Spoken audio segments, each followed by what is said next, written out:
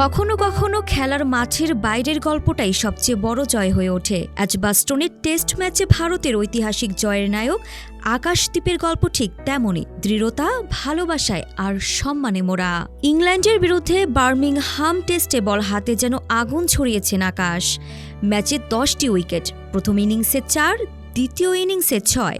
এ পারফরমেন্সে তিনি শুধু ভারতের জয়ের ভিত মজবুত করেননি, বরং ইংল্যান্ডের মাটিতে ভারতের টেস্ট ইতিহাসে বোলিংয়ের সেরা ফিগার করেছেন। ওয়ালটন এখন দেশের সীমানা পেরিয়ে পৌঁছে গিয়েছে 50টিরও বেশি দেশে। ওয়ালটন, ঘরে ঘরে, বিশ্বজুড়ে। কিন্তু ম্যাচ শেষে সব পরিসংখ্যান ছাপিয়ে যে কথা সবাইকে আবেগে ভাসালো তা হলো আকাশদ্বীপের নিঃশব্দ উৎসর্গ। চোখের কোণে জল নিয়ে তিনি বললেন, আমি কাউকে কথা বলিনি, আমার বড় দিদি গত 2 মাস ধরে ক্যান্সারে ভুগছেন। এখন তিনি স্থিতিশীল আছেন। আমি জানি তিনি আজ সবচেয়ে খুশি। এই ম্যাচটা আমি ওকে উৎসর্গ করছি।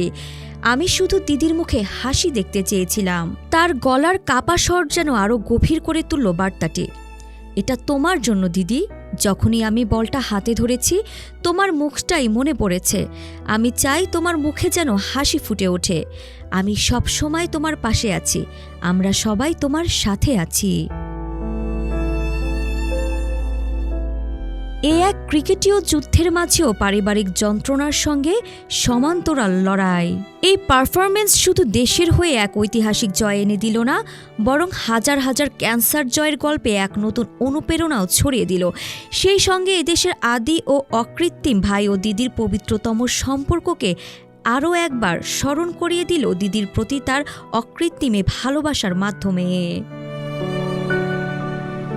আরিফা জাহান প্রিনন, পিটি আর্কাইভ।